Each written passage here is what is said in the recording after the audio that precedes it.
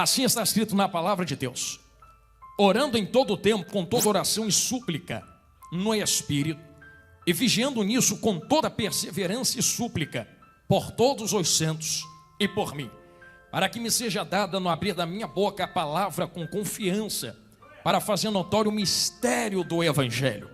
Quem entendeu isto que eu falei, diga amém. Então tome seu assento glorificando a Deus, meus irmãos.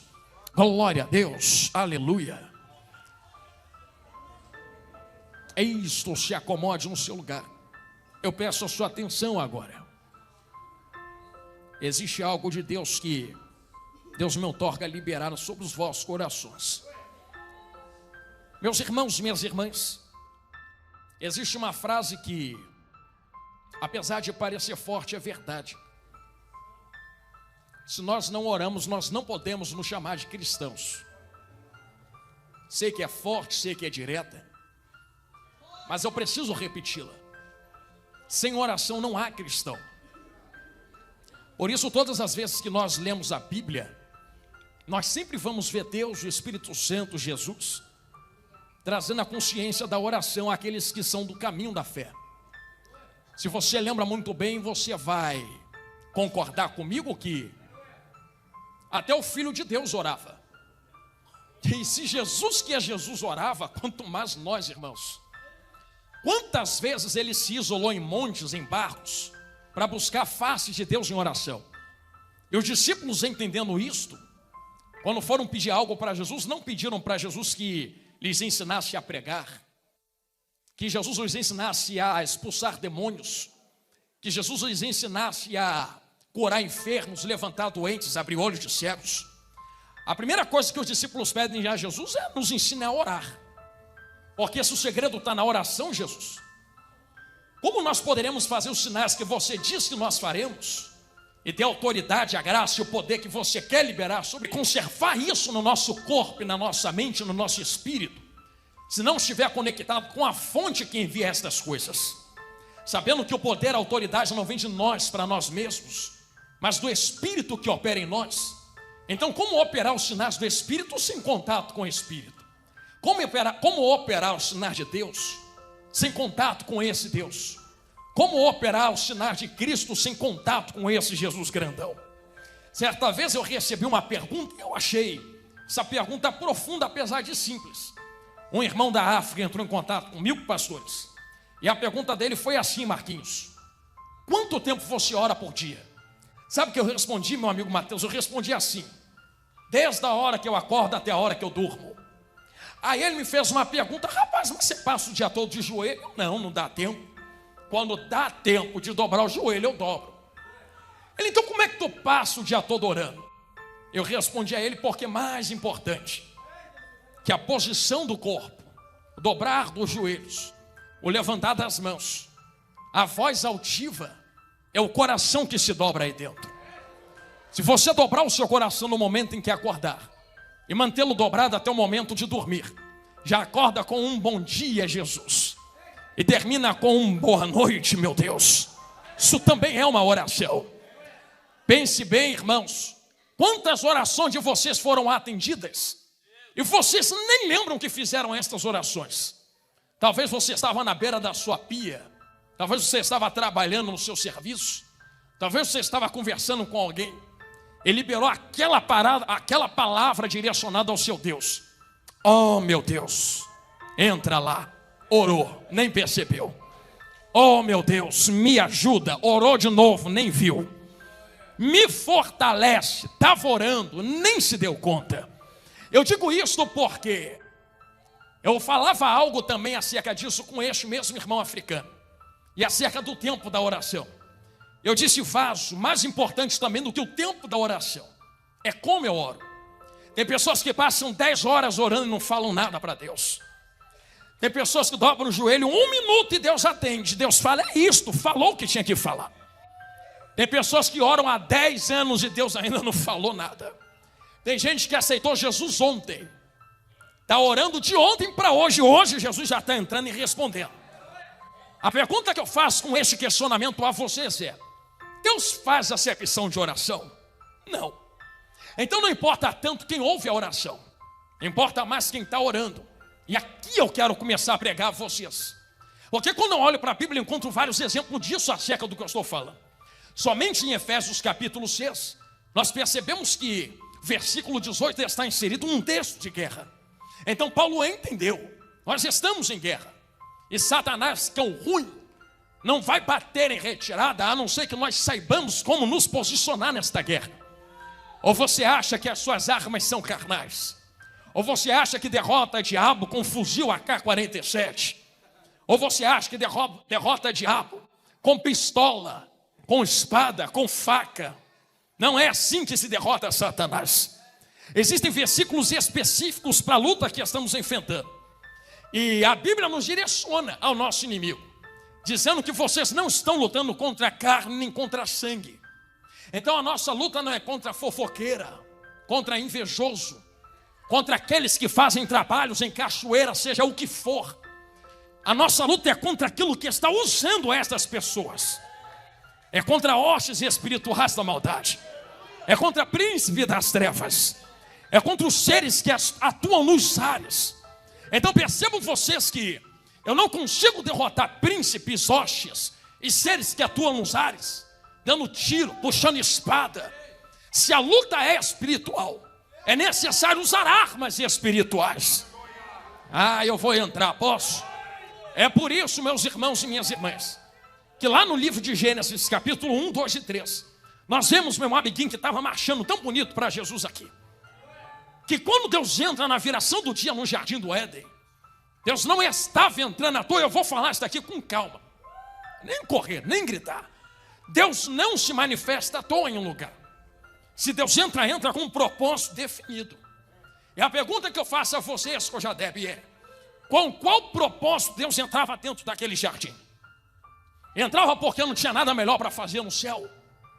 Nós que lemos esse texto percebemos que, pela entoação das palavras que Moisés escreveu, aquela não era a única vez que Deus estava entrando lá dentro. Então dá-nos a entender que havia uma rotina, toda a viração do dia. Imagina, Mateus, pode tirar a Bíblia rapidinho para mim, isso me ajuda. Toda a viração do dia Deus descia lá dentro, pisava na terra. Eu imagino Deus chegando em Adão, e é para isso que Deus descia. Deus não descia para ver como o jardim estava. Deus não descia para passear apenas para gastar tempo. Existia algo lá dentro para qual Deus descia. E Deus descia para isto aqui: Adão, senta do meu lado, deixa eu sentar aqui. Aí Deus começava: como foi seu dia? Começa a orar. Fala para mim.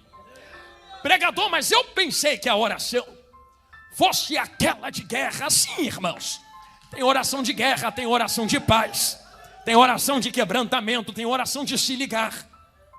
Mas pregador, peraí, você está dizendo que a oração muitas das vezes não precisa de palavras altivas? Repito, muito mais importante é o posicionamento do coração do que as palavras que saem da minha boca. Você falou da boca para fora, então toma Jesus na tua mente. Jesus, certa feita, falando da oração, disse que haviam 2 homens que subiram ao templo. O primeiro orava para mostrar que sabia orar, com palavras difíceis e altivas. Batia no peito, olhava para o céu e dizia: obrigado, porque eu não sou como os outros que não sabem orar, que são gentios, que não te servem. Jesus disse: tinha um segundo homem também. O segundo homem nem se arriscava a olhar para o céu. Ele dizia: não, nem levantar a cabeça e olho para lá mereço, vou ficar olhando para o céu. E ele dizia: Pai, eu não mereço, me ajuda.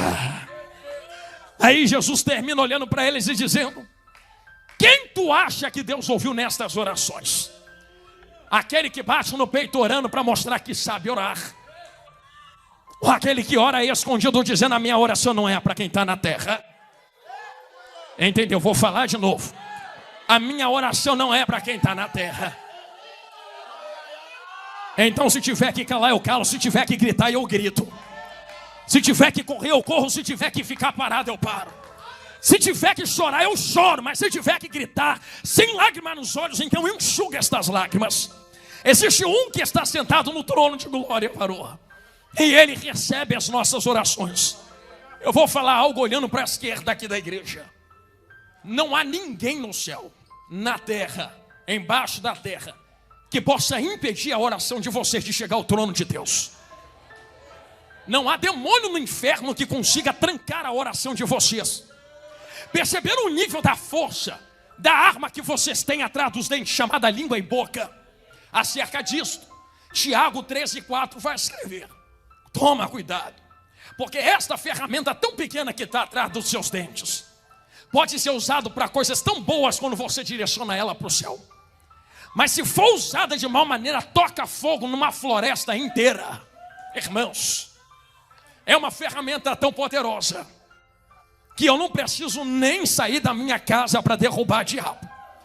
É só dobrar o joelho, Mateus, botar o rosto no pó e falar igual Davi falou para o gigante: tu vem a mim com pau não, com lança, pedra não, com escudo.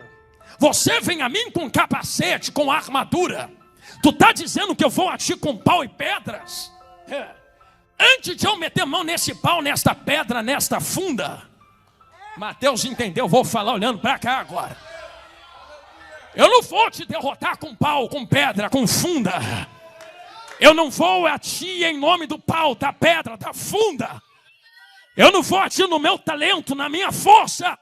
Eu venho a ti no nome daquele que você está enfrentando e afligido. Imagine o gigante. Quem? No nome do Senhor dos exércitos, o Deus dos exércitos de Israel. Percebeu, varão, que a conexão de Davi não é com a pedra? Entendeu? Não é com a funda. Eu vou repetir de novo, porque tu balançou a cabeça. Bonito, varão. Porque tem gente achando que se derrota diabo, gigante, demônio com pedra. Eu sei que é pedra que acerta a testa do gigante. Tem gente que acha que vence com funda, pastor. Eu sei que é a funda que dá o impulsionamento na pedra. Tem a conexão com Deus de Israel, não, para você ver se tu consegue jogar esse gigante por terra. Tem gente que já jogou milhares de pedras e o gigante ainda está de pé. Porque não é o tamanho da pedra que eu lanço, não é a força com qual eu giro a funda. Irmão, precisa nem girar muito esta funda. Se tu soubesse que essa guerra é vencida no joelho, que não é a tua pedra, mas o Deus que te chamou para a guerra que derruba gigantes. Eu estou dizendo isso a vocês, quem está comigo, diga glória a Deus. Não se canse. Eu estou dizendo isso a vocês, porque quando Deus senta com Adão dentro do jardim do Éden, talvez as palavras são poucas, mas é uma oração. Você quer saber o que é uma oração? Se eu te fizer uma pergunta e você responder, já há um questionamento e uma solução para o questionamento. Então você manteve comunicação comigo. Você proferiu uma oração respondendo a minha pergunta. Você lembra? E eu vou abrir um parênteses muito claro aqui para mostrar a vocês que existem orações de frases, de dias, e existem orações tão pequenas que fazem um mover tão grande. Aonde você viu isso dentro da Bíblia? Certa vez, Mateus, Jesus olhou para os discípulos e falou assim: entra no barco que eu estou mandando. Os compeliu, obrigou, está assim na Bíblia. Jesus não perguntou se eles queriam. Vou falar devagarinho. Jesus não perguntou se eles precisavam. Jesus olhou na cara e está assim na Bíblia. Os compeliu. Estou mandando, entra. Quando o vento afunilha aberta, Jesus entra sobre as águas. Olha como é que não conheceu ele no vento. É fantasma. Imagina, Jesus não me conhece mesmo. Sou eu. Não tem mais. A oração de Pedro, a oração. Se é tu mesmo, a oração. Vou falar de novo, a oração. Se é tu mesmo, tem alvo, é pergunta, é questionamento. Manda eu ir ter contigo sobre as águas. Aqui, irmão, vou olhar no teu olho se quiser dar glória a Deus. Qual resposta Pedro estava achando que Jesus ia dar para ele? Segura aí que eu vou acalmar o vento para tu caminhar. Eu vou falar de novo que eu gostei desse eita. Não, pera aí que eu vou mostrar que eu sou Jesus igual na primeira. Eu vou estourar tudo. Vou fazer tudo para você poder caminhar em paz. Jesus olhou para ele: quem quer vir é tu. Se quiser vir, vem no meio do vento. Vem. Vem. Pé direito para fora, esquerdo na frente. direito na frente. Engraçado que aquilo que era para trazer para baixo começou a solidificar. Eu vou falar calma para ver se eles pegam com calma também. Tem oração, profeta, que é até a lei da química. Só o Marcos entendeu. Vou falar olhando para os pastores. Tem oração, pastor, que é até a lei da física, a lei da medicina. Tem oração que é até a lei dos cientistas. Qual cientista, pela lógica humana, iria olhar para a água e dizer, faz dela chão? Só que quando Pedro orou, manda eu ir ter contigo, e Jesus respondeu, vem. Imagina a água. Vamos ter que dar o nosso jeito, porque a oração dele foi respondida. Quebra a lei da física e da química aí. Vamos ter que sustentar o peso de Pedrão em cima das águas. Jesus grandão da Galileia. Tá Pedro andando, meu Deus do céu. Vou falar, calma, olha lá o que tu vai fazer, Jesus. Tá Pedro andando. Começa a afundar, porque tirou o olho de Jesus. Jesus pega na mão dele, puxa para cima e diz assim, homem de pequena fé. É só orar não, rapaz, porque tu duvidou. Pede, não acredita no que está pedindo. A jovem entendeu ali, vou falar olhando lá para trás agora. Ora e não acredita no Deus que está respondendo, pode responder a oração. Sei que vai doer, mas vai curar. Se ora, mas não acredita, está orando para quê? Doeu, mas curou, vou falar de novo. Se ora esse Deus, mas chega lá fora, não acredita que Deus tem poder para operar, por que está orando então? Irmão, se tu soubesse que quando tu abriu a boca para dar essa glória, soltar uma oração aqui dentro, o céu já ouviu e vai responder. Ai, Jesus amado. É por isso, Mateus, me permita de novo, Mateus, sentar aí do seu lado. Fecha esse parênteses comigo, quem está comigo diga amém. Imagina Deus sentando ao lado de Adão assim, ó, olha aqui para mim. Como é que foi seu dia? Me fala. Se fosse crente hoje, ia falar o que eu já ouvi muita gente falando. Quer saber para quê se tu já sabe? Vou orar para quê se tu já conhece? Tu já sabe onde eu estou precisando, não entra porque não quer. Tu já sabe aonde o mal está operando, não derruba porque ainda. Para que eu vou falar se tu já sabe a palavra que vai sair da minha boca? Sabe o que Deus responderia? Eu sei tudo que tu vai orar mesmo, mas eu quero ouvir da tua boca. Quer ouvir da minha boca por quê?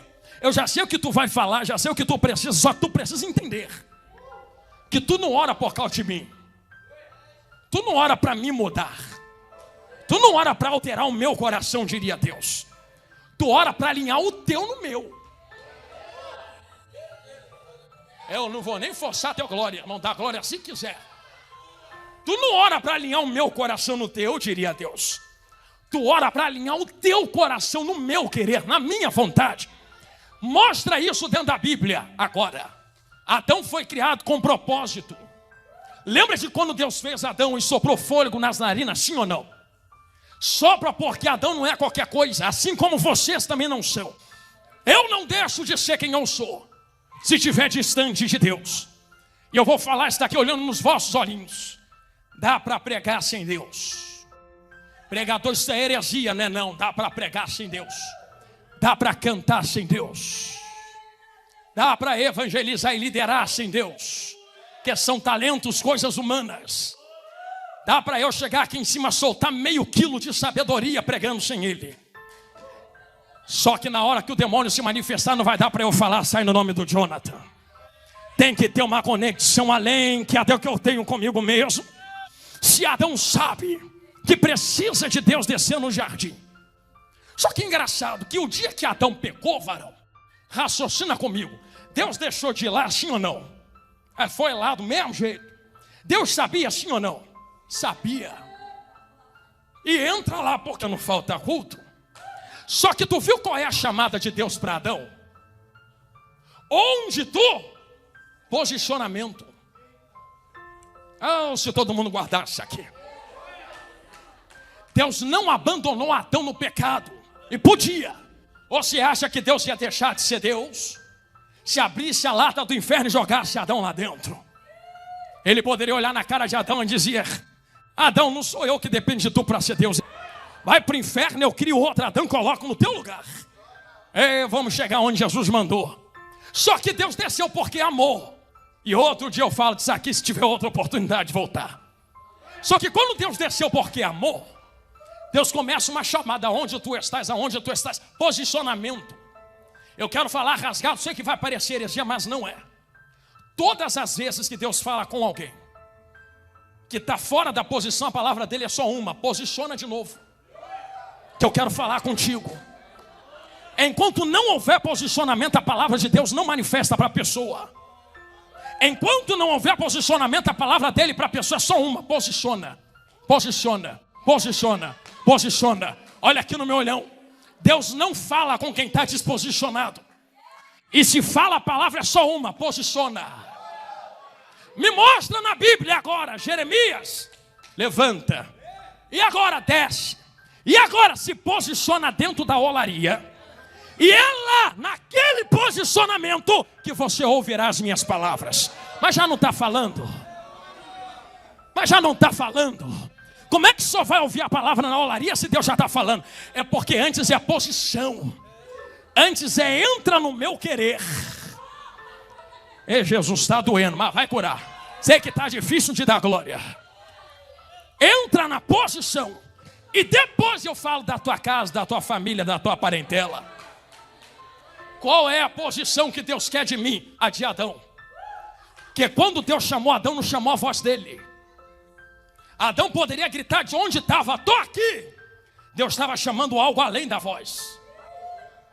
Ele entendeu. Voz por voz é tudo voz, é só lata vazia. O que tem orando por trás da voz? O que está orando por trás da voz? Posso falar rasgado? Quando Deus soprou, Adão se torna alma vivente, sim ou não? Tem algo controlando o recipiente no lado de dentro. Só que isso que está controlando entregou o recipiente na mão do pecado. Quando Jesus chama Adão, quando Deus chama Adão, Deus não está chamando o recipiente. Deus está chamando o que controla o recipiente. Aonde tu estás, vem cá, tu pecou na carne, e isso afastou o teu espírito de mim. Só que eu quero te religar de novo. Traz teu coração aqui e arreia ele na minha frente. Quando Adão se apresenta para Deus, era como se ele estivesse pegando o coração e dizendo: não é só fazer barulho, não é só estar na presença, não é só entrar na porta da igreja, tem que arriar o coração diante dele também. Eu não te pedi isto até agora, mas vou te pedir isto neste momento. Segure a mão de quem está do teu lado aí. Isto segurou. Dê uma balançada santa na mão desse crente. Isto, e diga assim: só tem um jeito de alcançar Deus.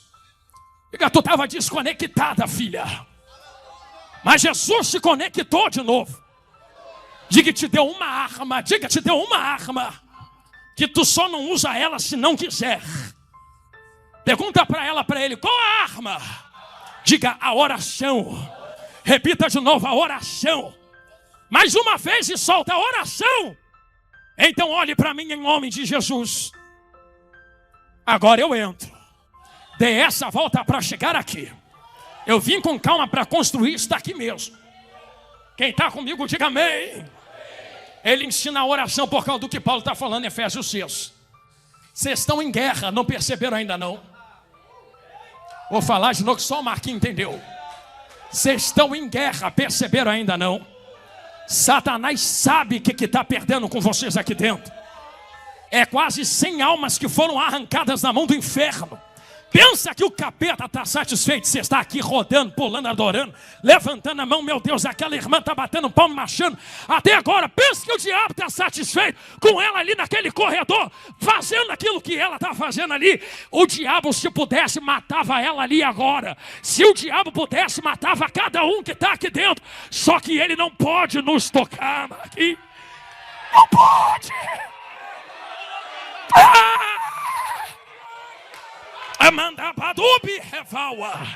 Não pode, não. E eu falo porque é que ele não pode nos tocar. Só toca diante da permissão daquele que está lá na glória. Se Deus permitir, ele toca. Se não permitir, ele não toca. Prova está em Jó. É Deus quem vai dando legalidade. Toca na casa, toca na família, toca na saúde, toca no dinheiro. Se Deus diz não, é não e acabou. Isso só mostra para mim que Satanás recebe um poder que ele não tem da nossa boca. Quando eu leio Jó, parece mais um cachorrinho na coleira de Deus do que isto tudo que a gente monta. Eu não estou, irmão, desvalidando o que ele tem, porque desvalidar a força do inimigo é não reconhecer o que estamos enfrentando. Eu só estou dizendo que olhamos tanto para ele que esquecemos de olhar para quem está conosco. Quem está conosco é tão maior do que ele.